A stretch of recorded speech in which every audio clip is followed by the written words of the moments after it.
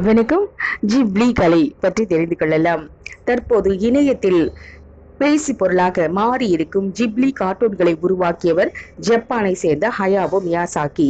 இவர் அனிமேஷன் திரைப்பட இயக்குனர் தன் நண்பரான ஐசாவோ தஹாடா என்பவருடன் சேர்ந்து 1985ஆம் ஆண்டு ஜிப்லி ஸ்டுடியோ என்ற திரைப்படத்தை தொடக்கினார்.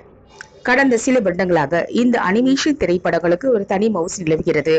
அனிமேஷன் என்பது உயிரற்ற ஓவியங்களை நகர்த்துவது போல் காட்டும் கலையாகும்.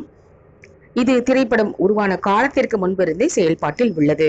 கார்ட்டூன்களை கைகளால் வரைந்து அதற்கு உயிர் கொடுக்கும் வண்ணமாக அனிமேஷன் படங்களை எடுக்க தொடங்கினார் ஹயாவோ மியாசாகி. இவரின் படங்கள் சில ஆஸ்கார் விருதுகளையும் தட்டி சென்றுள்ளது. என்னதான் புதுமையான படைப்புகள் நம்மை நகலெடுக்க ஊடுருவினாலும் அவை எல்லாவற்றையும் விட நம்முடைய சுய வடிவம் அடையாளங்களுமே எப்பொழுதும் நிலையானது. மற்ற எல்லா உருவாக்கங்களை விட அலங்கரித்து புகைப்படங்களை விட நம்மை அப்படியே காட்டுவது சிறந்த அழகு என்பதை எப்பொழுதும் உணர்வோம். நம்மை நாமே எல்லா நேரங்களில் நேசிப்போம். நன்றி.